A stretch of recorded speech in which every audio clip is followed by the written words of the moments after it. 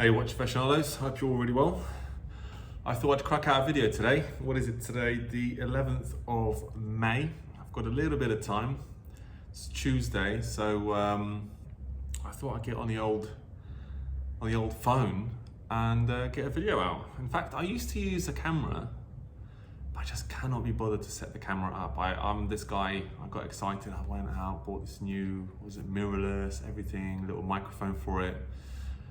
It's just the iPhone is so much easier. I just put the iPhone on the little stand and I can crack out a video, upload it straight onto YouTube. But it's probably my fault for just doing these things on the whim. I do prefer the recording from the camera. The microphone, the sound quality is a lot better. I find that recording on a phone is a little bit tinny, echoey, etc. But anyway, so what's been happening in the watch world, in my world, and all that sort of stuff? Well, wristwatch check for one. I don't know if I did one already for this video, but I'm wearing, surprise, surprise, the Panerai 1033 or Pan 1033. Really enjoying it. I've changed the watch strap since the last video. I've got another watch strap coming. It should be with me next week, hopefully. It's the one that I ordered online. And I'm looking forward to it. I feel like I need to change straps already. But it's a nice thing to have, right? You know, for watches. A lot of people get bored or they want a little bit of a change and they go out and buy a new watch. But when you can just change a strap, I mean, listen, a lot of people are going to go in the comment section and say, oh, well, you can change the strap on your sub.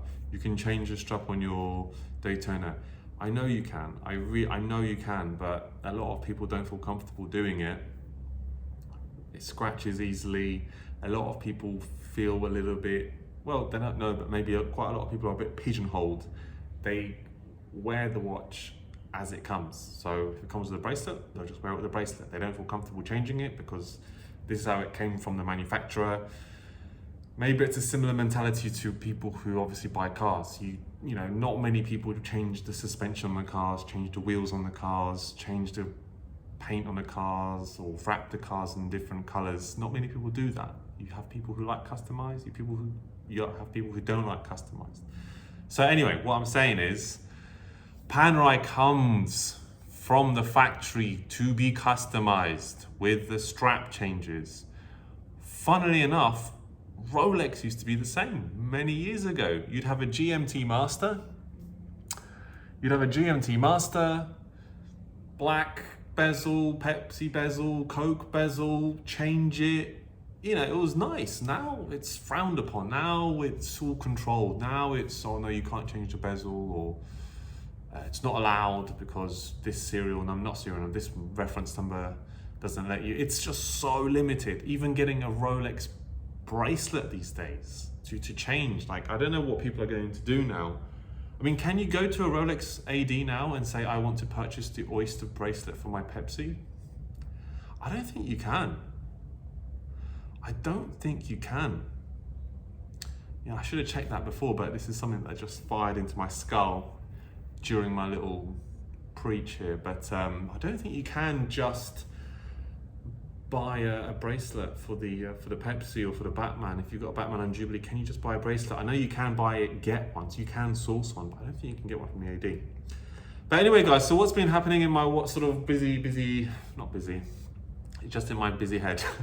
What's been happening in the watch world? I've been considering getting a chronograph as of late. I don't know, I've been pretty absent in a chronograph world. Ever since I've been into watches, have I ever had a chronograph? I've had like cheap chronos, but I wouldn't say I have never had a Swiss chronograph. So I've been thinking of adding one. I'm not really a chronography type person, if I'm honest. I've always found the dials a little bit busy. I don't like too many crowns coming out or poppers, you know, whatever. But I do feel like I should have one. I'm still not 100% sure I will have one, but I feel like I should. Now, I'm writing off the Daytona. I'm not interested in the Daytona, but I am thinking about a Moonwatch, a Speedy Hesalite, I've been thinking, I've been looking at Navi timers. I've been looking at the new Breitling Datura. I've looked at Zeniths. You know, I've kind of been willy-nilly. I have been looking at them, but I'm still not sure if I'm buying it for the right reason. Do I really want a chrono? Do I need it to time things? I don't time anything. But anyway, I mean, you know, if anyone's got any nice suggestions, please put it down in the comment section. I promise I'll try to be as interactive as I can be. But at the moment, the Speedy, I find the Speedy really interesting. Obviously, an AP chrono would be nice, but I don't want to drop that sort of wedge on a watch AP chrono. I'm just not interested. I want a watch just wearable that I can bring into my life and actually wear it with my life, what I do, you know. An AP, you know, I could have one, but it'd just be a pain in the ass. It's just the same as getting a gold Rolex. So yeah, what did I want to sort of cover today? Well, I'm not drinking out of the polystyrene cup anymore. One viewer mentioned it the other week, like, for God's sake, Mike, sort it out. Get a proper cup, something, whatever you call it. It's also got a saucer, this one. It's quite fancy, a bit too fancy for me. I just don't want to leave stains on the table, otherwise Mrs. will beat me. What did I want to cover today? Well, I thought I'd answer some questions. I went onto my YouTube channel and I noticed sometimes I haven't always answered everyone's questions. I try to be as interactive as I can, but sometimes you just miss it, or I don't, you know, I switched off notifications, otherwise I'll get hundreds of notifications every time someone says something or likes something or dislikes something, you know. But what was one of the questions? Well, someone asked me, do you still wear the Sea Dweller 43, the anniversary edition, the Sea Dweller 50th anniversary, or the 43 mil, as I refer to it? I don't know. Still, some people call it the SD43. Some people call it the SD50. I always called it, admittedly, the SD43, and then I migrated over to the SD50. I think I'm coming back to the SD43 now. Good name, strong name, is what it is. But the SD50 sounds good as well. So anyway, the single red SD, I still have it. I sent that watch abroad some time ago, and I haven't traveled abroad in a long time. I haven't been to Europe in 3 years. In 3 years, I haven't been to Europe in over 3 years. Is that true? 20 to 18 to 9. I haven't been to Europe in over 3 years, so I haven't really. I haven't picked the watch up. It's in Europe. I don't trust anyone to really bring it to me from Europe, and I'd rather just leave it in Europe. It's there where it's meant to be, looked after and kept with, you know, a few others. So, do I plan on selling the SD50 or anything? No, I really like the SD50. Now that I've got the this Panerai, if anything, it's cemented the SD50 or the SD43 into my collection. This Panerai has made me get back into slightly larger watches. I had a wave for a couple of years where I was just really into small watches. Well, could you call them small? I was into 40mm watches, which are super comfortable, nice and flat. Not necessarily maybe best sized for me, but I don't care. The watch I blame for getting me into smaller watches is the Explorer 2, which I had, the 16570, the 2008. That's the watch I blame, because that watch was so comfortable. To be honest, it was like a bracelet. It was a very nice watch, flat, lovely, never felt it on me, and I just quite enjoyed that feeling.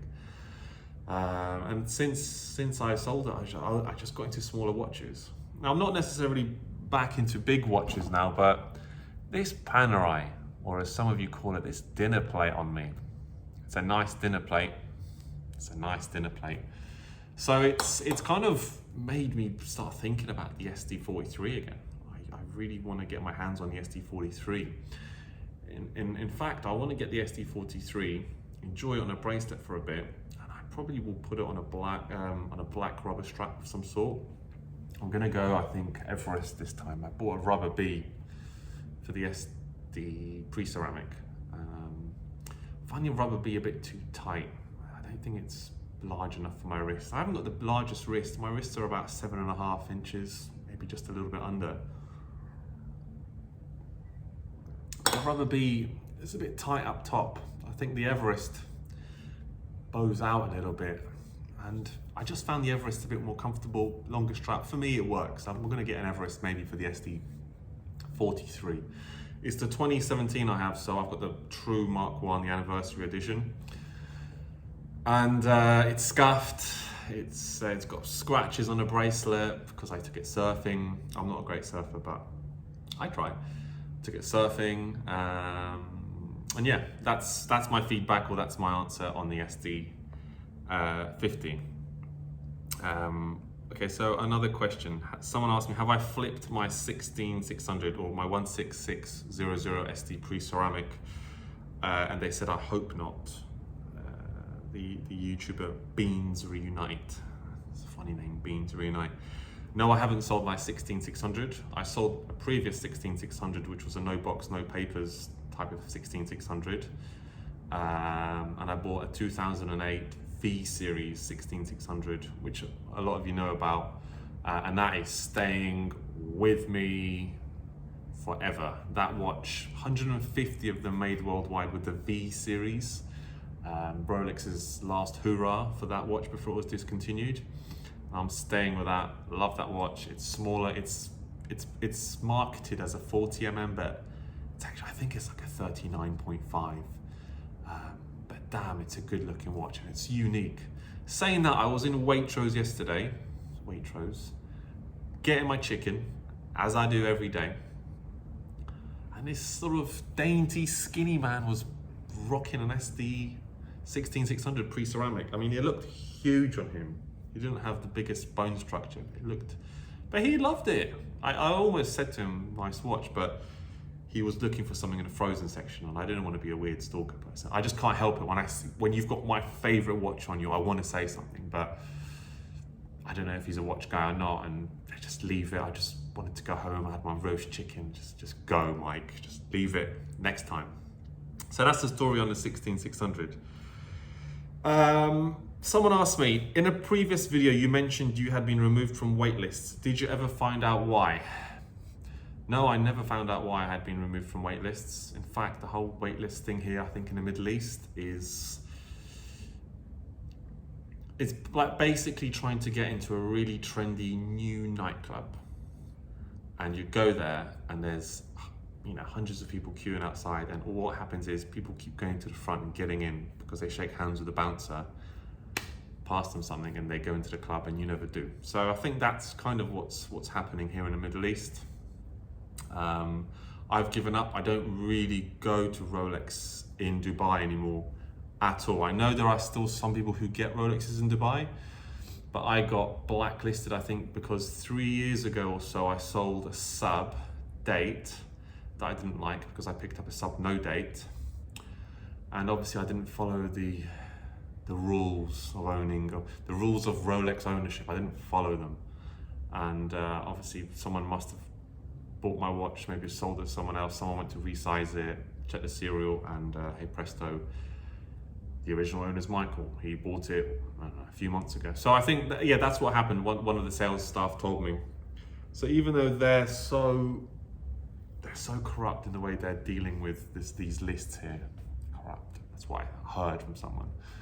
And then when you honestly don't want the watch because you get a no date and you sell your date, you become, what is it, part of the wish list now, or whatever it is. I'm saying that, I haven't told you guys. I should have said that at the beginning of the video. I have just bought a Rolex Pepsi 3 days ago. I bought it at a premium, and I'm just gonna hold on to it. Stickered, everything. It's more of an investment purchase. It's not really what I say a watch person's purchase. It's just an investment purchase. I bought it at a decent enough premium, but it was a it was a palatable premium. I know that I can still make good money from it. The seller knows they can make good money from it, or the seller knew they made decent money from it. I picked that up here in the Middle East, and everyone's happy. Winner, winner, chicken dinner. So that's sort of back to Rolex. I have bought, but not from the AD. I just can't get anything from the AD. I don't put my name down. I have thought about putting family member names down, but I just don't think it will happen. I just don't think it will go through. It's just a pointless waste of time. I would rather go to a coffee shop in the mall rather than go to Rolex, go on a pretend list, write my name down and hope. Anyway, so that's kind of, that's what I found out about me and a list here in the Middle East or in Dubai. Okay, so this is a funny one. I think this was one of my videos. Steel stunners. He mentioned how long is it before most watches or most Rolexes are worn around the house with their stickers on? Oh, I know a lot of people guilty of this. A lot of people guilty of this. You see it when they take pictures when they're driving their cars. They got the barcode sticker on, or they've got the side chassis stickers on, and they've. It's like taking a watch out for the day. It's like you have a dog or a horse, let's say, or a horse in a stable, and you're going to take it for a run, and then you put it back in a stable at the end of the sort of exercise activity. Some people take their watches out for a walk, or some people take their watches out for a shop, and it's, you know, wear it. The watch is wearing me, by the way. The watch is wearing me, or the watch is wearing you, and they're all stickered up, clasped. Listen, the only stickers I personally can live with on my watch, and I've always done it before, is the stickers when you open the clasp on the inside, when the clasp is shut. There were like red stickers. I kept those because I know that I sometimes go swimming in the sea, and I just felt warm and fuzzy knowing that I had those stickers on my watch, protecting something in there which I might miss. That's the only kind of stickers I've kept on my watches previously. But obviously some people go the full Monty with the stickers. I mean, these watches are dressed to the max. Now I've even seen adverts on Instagram, and somewhere I saw an advert for a company which basically sell you some stickers. I don't know whether they send you the stickers and you apply them, but they sell you watch stickers in order to protect your timepiece. Now, there are several or two schools of thoughts how you do this, or there are maybe several opinions. It is my opinion that a man should not wear his watch in stickers unless you've bought it to sell and you want to enjoy it a little bit before you sell it. Okay, I get it, you just test drive. But to own it and wear it with stickers, rip the stickers off. Can you imagine 50 years ago, someone buying a Rolex wearing stickers? No, the man then would go, fantastic, lovely piece, stickers off, wear it and enjoy it and stop being so scared of it. See, this is what I'm saying. These stickers, they've infiltrated people's minds because of Rolex's price increase. If they weren't increasing in price, you'd have the stickers off. So, I don't know. I don't want to upset people with this video because I know a few people who wear stickers. They're gonna watch this video, and they'll pretend like I never mentioned it, but they'll carry on wearing their stickers. So, anyway, that's what I feel about stickers. What stickers have I worn on my watches? None. Any watches that I've maintained stickers on, or all stickers, have been watches that I've always planned to sell on. And the only time I've had stickers on watches on the inside of the clasp, like that's it. That's just for like, because there's sea here. There's water here. I can see water, and I'll probably go for a swim or something. And I don't know. Sometimes you just forget to clean your watch after you've gone in the salty water. But I always give it a rinse. Especially from the outside, but sometimes you might not open a clasp, therefore there might be some saltiness in there. But I think that's about it, guys. I mean, I didn't want to answer a million questions just because I know that usually in the past I've I've gone down that route, and I've struggled to keep the video within a kind of 20-minute time span. But let me know if you'd like me to answer some questions. I think I did this last year. I did a short series sounds way better than it actually was, but I did a short series of like in-car videos where I just asked people to ask me some questions, and I will answer them in a video, because sometimes I struggle to come up with topics. The other day, in fact, I started recording a video and I just lost my train of thought. I just couldn't do it. I don't think I ate enough, and I just thought, nah, I don't want to do this video. So today I thought, I'll look at some questions, some feedback I've had, and maybe get the ball rolling. And if any of you want to ask any questions about the watch world, my watch journey, I say this, this channel is all about my watch journey. I can't please everyone. It's my watch journey, and I love it when people enjoy it, question it, laugh at it. It's cool. This is what we're all doing. We're exchanging ideas and opinions. So, if there's anything I can add in one of these videos I plan to do, then just drop your questions in the comment section, and I'll try to include it. So thanks very much, guys. If there's any ideas on chronos, let me know. And I think if any of you want to follow me on Instagram, my tag is steelmoon_watches. And that's kind of where I post a lot of stuff to do with watches, or what I'm thinking, or if I'm trying watches on at AD, or if I'm just taking pictures of some good weather. So thanks, guys, and till next time. Bye.